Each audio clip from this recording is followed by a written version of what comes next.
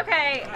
So yeah, hang on. I have to draw mine now because. So we're gonna try something a little different because today's lesson has a visual aspect as well as the screen. So quickly finish your warm up, and then we're gonna go over it. And then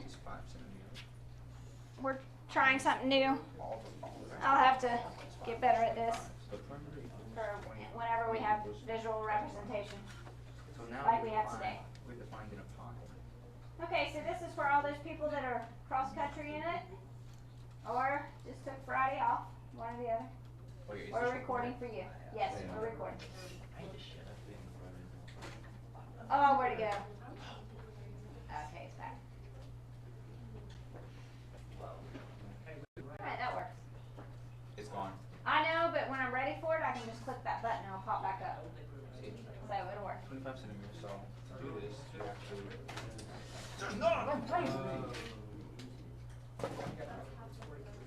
Alright, how was number one? Easy. Number one was pretty easy. Awesome. Number two. So number two was the new stuff from yesterday. So we have a side of a regular pentagon being 5 centimeters. What is the area? So I got this big messy picture over here. Wow, that's kind of weird. Why is it not erasing correctly? Huh. There. It only erased part of it. That was really odd.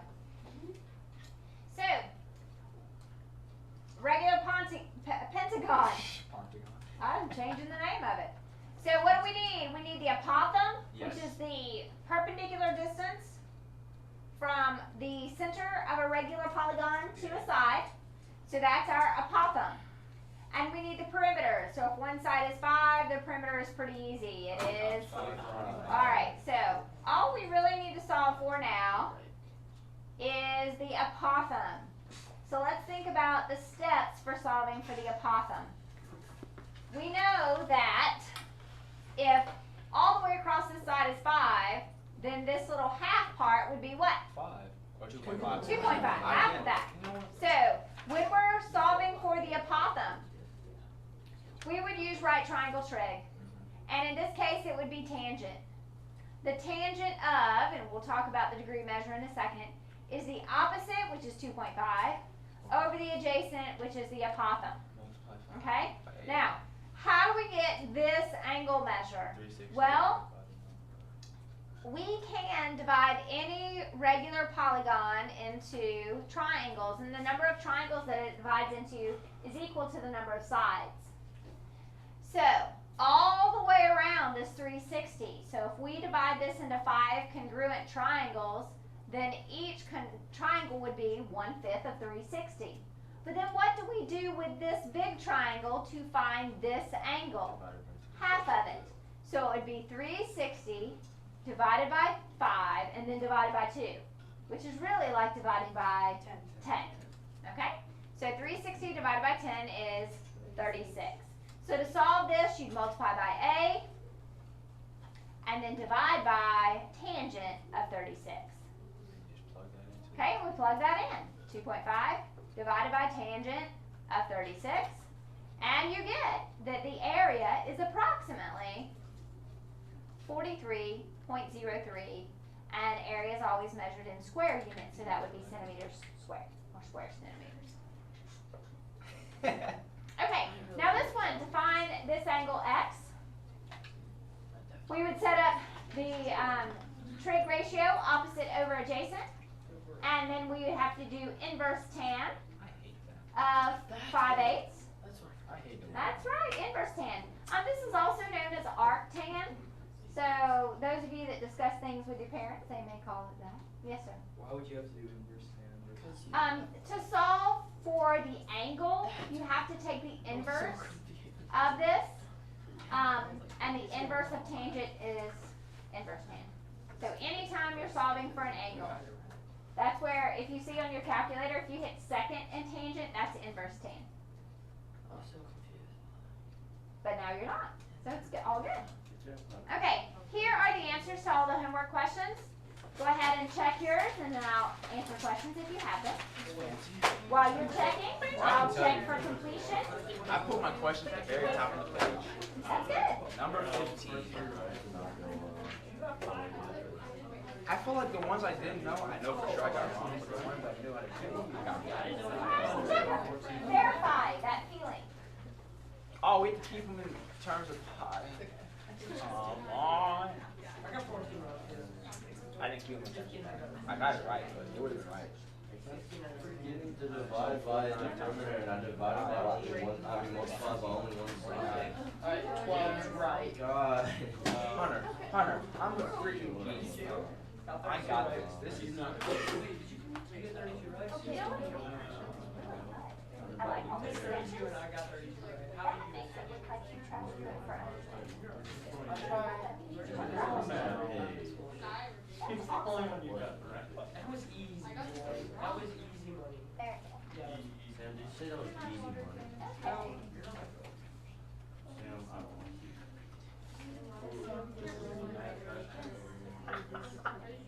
Leave it in terms of time. This is right up there, so what I'm saying. It should hurt. It should stab at your heart. I have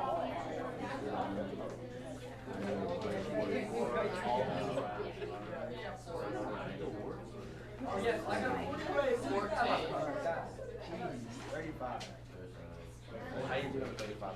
Okay, so now I got 2. Wow. Wait, was it 30? You got You got it wrong. Still was 31? You actually did it wrong. I think it's 16. But how do you miss that one? That was probably one of the easiest ones. Wait, 16? No, that one was. Was it in inches? The pentagon? I mean, nonagon?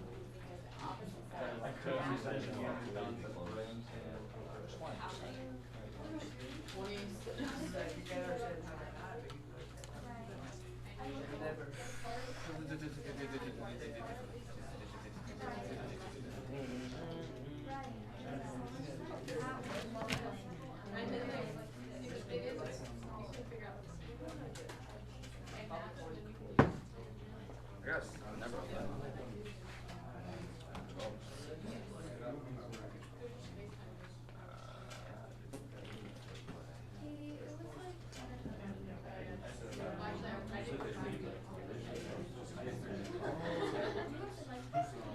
I totally didn't read the directions. I kind of feel bad. It said keep them in terms of pi. All keep in terms of pi. some of them did. I did not. Like, that chart said give your answers in terms of pi, but like, 26 through 31 says find the area to the nearest 10. So the directions changed. Some of the directions said nearest 10, some of them said in terms of pi.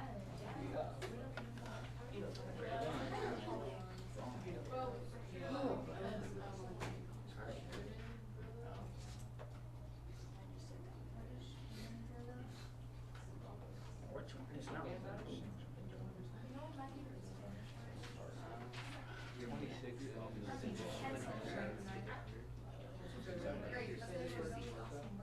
I feel like I did it right. All of them. I definitely have questions on what I did.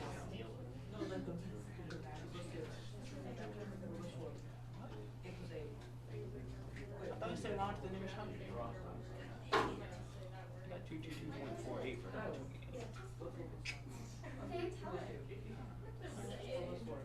Those nonagons are a real pain. You didn't like the I nonagon? couldn't draw it right. I looked up how to draw it.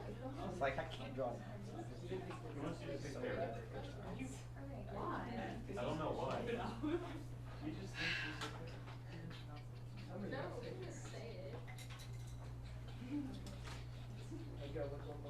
Okay, if you get stuck on your homework, another good resource is your textbook, isn't it?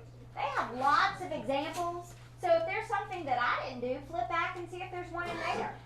Okay? What you can't do is just give up.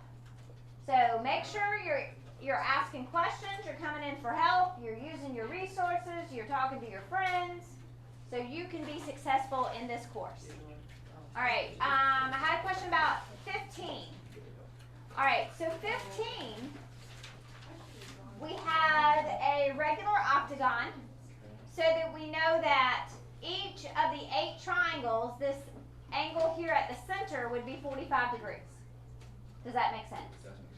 Right? That's what we get, 360 divided by 8. Right. So when we draw in our right triangle, this angle here is half of that, 22.5. Please pay attention. So, to find this side, the side we need right here, so that we can find the perimeter, we still set up our trig equation. So tangent of 22.5 is equal to opposite over adjacent, which is our apothem. So to solve, all you have to do is multiply by 2, and we get approximately 0.828. Now, this is just half of the side. So what would I have to do with that? Double it to get the entire side. And then to get the perimeter, I would need to multiply by 8. I did that entirely. And I wouldn't write down all these numbers, but I would leave all of this in my calculator. I always let my calculator contain all the decimals, and I never round until the end. Like, I would never punch back in 8.28. I would leave that entire decimal in my calculator. Then I would punch times 2. And then I would punch times 8. And then I would punch times 2 times a half. Oh, well, times 2 times a half is just 1. So I really wouldn't punch anything else. I would have stopped right there. So the direction said to the nearest tenth. So I would round this 2 up to 3 because of the 5. Does that help with number 15? Yeah, I did the final Okay. number rule. Can you go Yes, back to the thing, because I can't remember which question it was. Yeah, regarding like number 35, I kind of forgot exactly how you're supposed to do it. Okay, I think 35 was part of that chart, right? Yes. Okay. And on 35, they gave us the area was 100. Now, normally area is in terms of pi. This one is not. So, if we go back to find the radius, so we say this equals pi r squared, so we're solving for the radius, we would have to divide by pi, and then take the square root. Well, the square root of 100 we know is 10. The square root of pi we don't know. Are we allowed to leave a radical in the denominator? No. So this 10 root pi over pi just came from rationalizing this denominator by multiplying by the square root of pi over the square root of pi. So we get 10 roots of pi, 10 times the square root of pi over pi. Oh, no.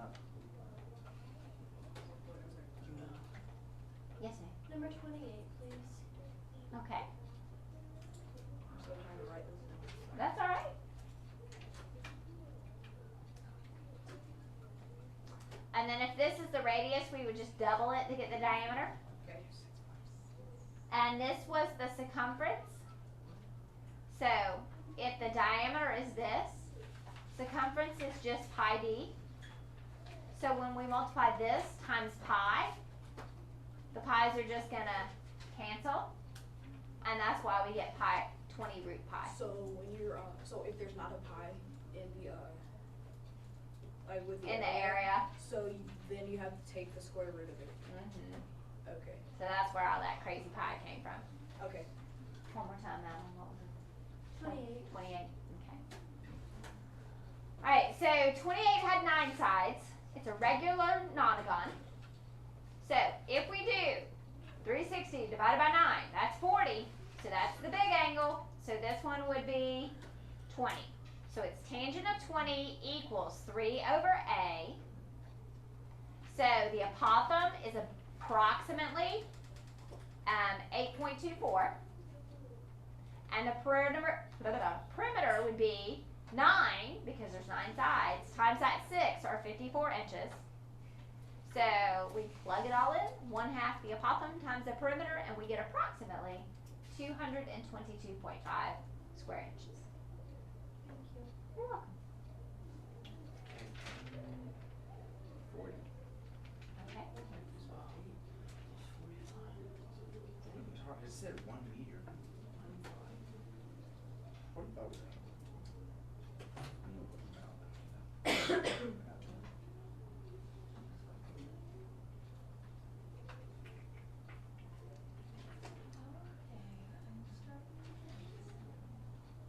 Alright, so it talks about a trundle wheel using measuring distance, and it said if the circumference of the trundle wheel is 1 meter, what is the diameter? So circumference is pi d, so to find the diameter you just divide by pi.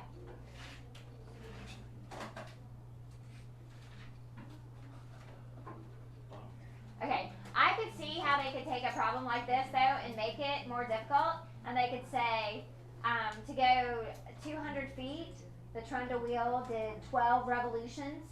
What is the diameter of the trundle wheel?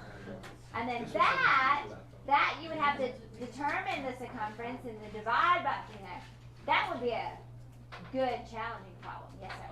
When you divide by pi, could you just divide by 3.14, would you use the pi button? I would use the pi button on my calculator. I go I try to be as exact as I can until the very end. I never round till the very end. I got 0.38, but you kept going down to This is meters. So I didn't know if you wrote your answer in meters, or if you wrote it in centimeters, or if you wrote it in millimeters. All three of these are the exact same thing. So I take it. Okay. Are we good? Alright, so today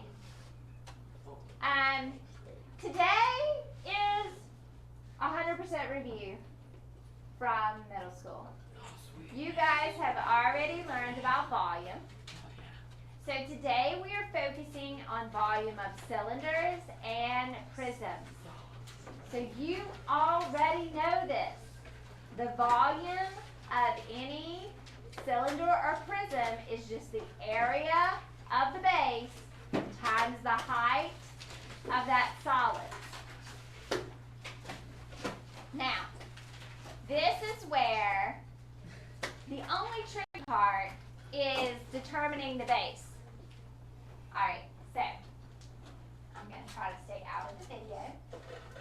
I'm in the video. Bam. Alright. Can you see him? You can't even see him on the screen, so it doesn't really matter. Alright, so here we go. This is a prism, isn't it? Okay, this is a prism. Does everyone see the prism? Yes. The sides of a prism are always rectangles. And the base of a prism, the bases always match. And the base is how we name a prism. So if you're watching this on the video, hopefully you can see something. The base of this prism is what, guys? What is that? Hexagon. A hexagon. It is a regular hexagon. So, in middle school, you probably didn't do a regular hexagon because you probably weren't sure how to find the area of a regular hexagon. But now you can. So, where big B is in the formula, the area of the base, it would be 1/2 the apothem times the perimeter. Okay, here's a different one. Which one is this? What would we call this? A triangular prism. Okay, why do we call it triangular? Because the bases are triangles. So in that formula, volume equals big B times H. What would we plug in for big B? 1/2 what? Base times height of what? This triangle. Okay, so the side here, this is the height of the prism. And then this would be the height of the triangle. So 1H represents the height of the prism, the other the height of the triangle. Okay? What kind of prism is this? This is a pentagonal prism. The base is a pentagon. The sides are still rectangles. So the two matching sides Those are our bases. So what would get plugged in for big B? 1/2 the apothem times the perimeter. Okay. This is what? What kind of prism is this? Rectangular prism. The base is also a rectangle, just like the sides are. This is a rectangular prism. You guys already know this. Length times width times height, right? Yeah. Well, big B means the same thing. Because the base is a rectangle, that would be length times width. So it would still be length times width times height. Okay? Alright, this one has a special name. This one, it actually is a cube. Okay? Now we can have a square prism, right? Oh, yeah. This is a square prism. Because the sides are rectangles and the base squares. But you can find the volume the same way for either of those. Now, the other thing that we're looking at is cylinders. So with a cylinder, what is our base? A circle. The formula is the same, big B times H. But what is big B? 1/2 the apothem. Big B, the base, is the area of a circle. How do we find the area of a circle? Pi r squared. So look, that's what we'd fill in right here, pi r squared. Now, this one I'm not filling in, because big B in this case is going to change. Sometimes it's going to be 1/2 apothem times perimeter. Sometimes it's going to be length times width. Sometimes it's going to be 1/2 base times height. It depends on what the base is. Okay, this is a rectangular prism. Almost looks like a square base here, but it's not, because we see this dimension here is actually 8. So to find the volume, what would we do? Very good. 8 times 10 times 12, and we get the volume 960. is exactly 960. And how do we measure volume? Volume is measured in what kind of Cubic. units? Cubic centimeters. All right. Now, you can tell I stole these examples from your textbook because I don't draw them well. That's why I stole them from your textbook. But while we're here, do you guys see this QR code? Yes. If you're struggling, you can take your phone, scan the QR code, and many times it's Professor Berger I love him. that will give you a nice little quick tutorial on that lesson. Okay. Now, the next thing I want to talk about, and this may be slightly new, is Cavalari's principle. And it says that if two three-dimensional figures have the same height and have the same cross-section at every level, then they have the same volume. So the same height and the same cross-section. Now the height is the perpendicular distance to the base. So this would not be the height because that's slanted. It needs to be the perpendicular distance to the base. Okay, so let me see if I can get my thing to come back. All right, so here I have a fabulous stack of CDs. Okay, just watch it on the video screen.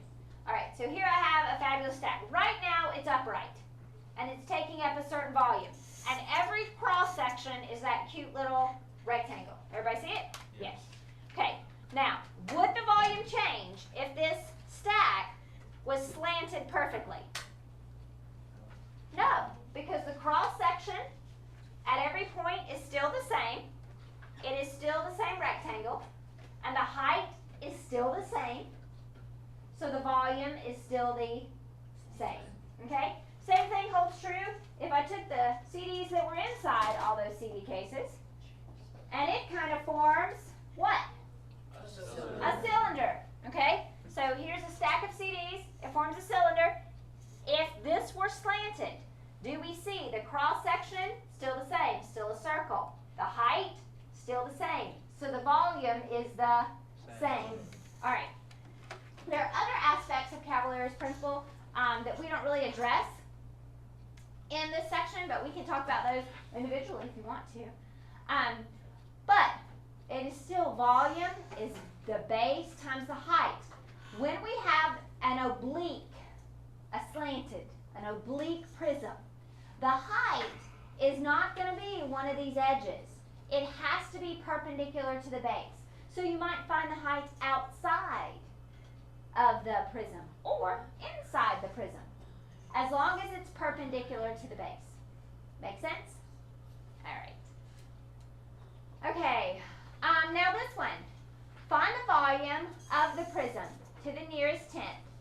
This is a right rectangular pentagonal prism. So because it tells us it's right, we know for the height we can just use this side, can't we?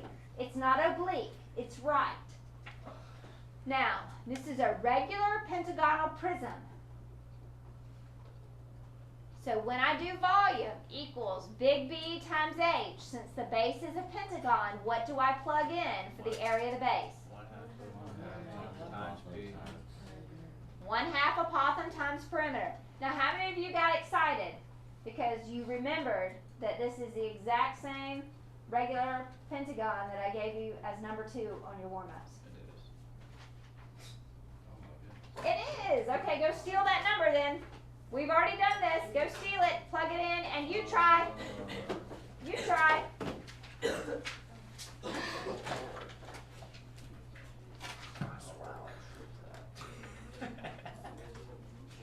Poor soul. I did.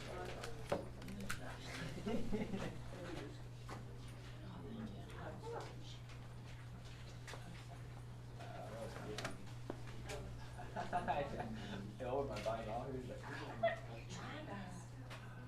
use my head. Watch. I just bite it up. The height is what, 7?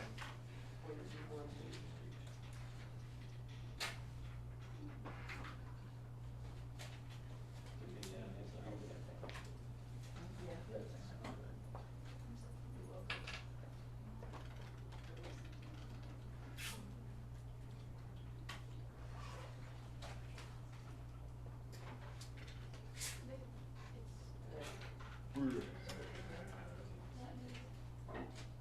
sleepy. I'm so hungry. This is not good. Mom would be mad when I eat off the fridge.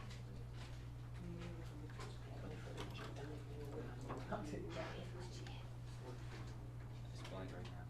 Okay. I didn't write it down. I should have wrote it down. I only wrote down number 1. Actually, not even number 1. I was Didn't work.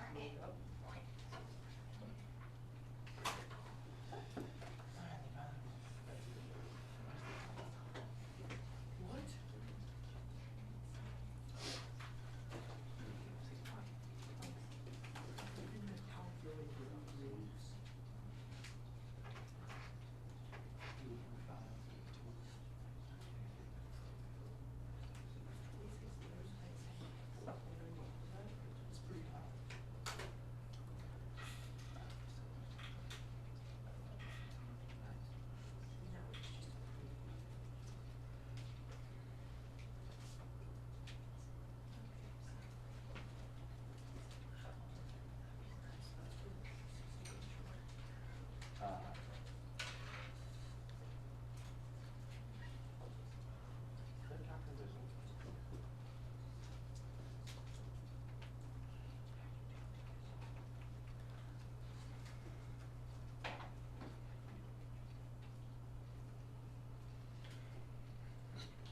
Did you get 301? Yes. 0.1 cubic meters. Okay, this said round to the nearest tenth, so that's what I did. Generally, if I write a worksheet or a test or a quiz or an activity, I'll at least do the hundredths, many times 1,000. Yes, sir. I got 299.7. Okay, did you round here? So we always use exact until we get to the end. Okay, yeah, now I know. Gotcha. All right, any other questions? All right. Now this one is oblique, but it's still a cylinder, isn't it? So this time when we do volume is the area of the base times the height. What is the base of this cylinder? Pi r squared. So pi r squared times h. So volume is equal to pi times 8 squared times 12.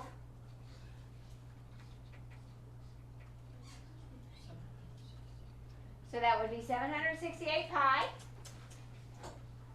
This was cubic centimeters. The directions say in terms of pi. There we go, there's in terms of pi, and rounded to the nearest 10. So you would punch that in the calculator, and you would get that this is approximately 2,412.7 cubic centimeters.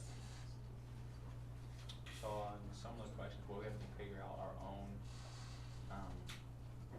not the oblique, I guess you can call it the oblique. We have to figure out our own height. Sometimes you might have to figure out the volume, like on this one. Sometimes they might give you the volume, and you have to determine either the height or the radius, or maybe the circumference of the base, because we know how to go back and forth with our radius. All right, so that's pretty much it. And you guys have bookwork, shouldn't take you long. Now, what I'm doing for the class that's here, I'm showing everyone their test grades. I'm also telling you about an opportunity this year that we haven't done before. We're calling it a terrific 10. It's where we give you the opportunity to earn 10 percentage points back on your test. Many of you don't need it, because several of you made 100. But you can still get it. Okay? So Monday, during class, you get the test back. I can't give them back today because I have someone coming in at 7:45 Monday morning to take it. But I can show you your test. Every single person will have the opportunity to earn back, in this case, 7 points, because this test was 72 points. What we'll do is we'll choose the most commonly missed problems, which luckily for y'all are not hard, which was befuddling to me. There was a problem where we ordered stuff. Well, that's a permutation, right? And people did a combination. There was a problem that was a combination where we just put some food on a table. And the order that they put it on there didn't matter, but quite a few people did a permutation. There was another problem that clearly said the word or in the problem, which tells you to add, and many people multiplied. I'm glad you taught me So, that. I'm so glad you so taught me there was, alright, so what I'm going to do is let you see it today, but Monday I'm giving it back and we're going over it. Then Tuesday, instead of a warm-up, you'll have your terrific 10. Now you don't get forever to do it. 10 minutes. You get like 5-ish minutes, it may be 3 or 4 problems, that's it. And they're not terribly difficult. And they're similar, not exact, similar to what you missed. I do need to let you know though, when I grade them, it's either right or wrong.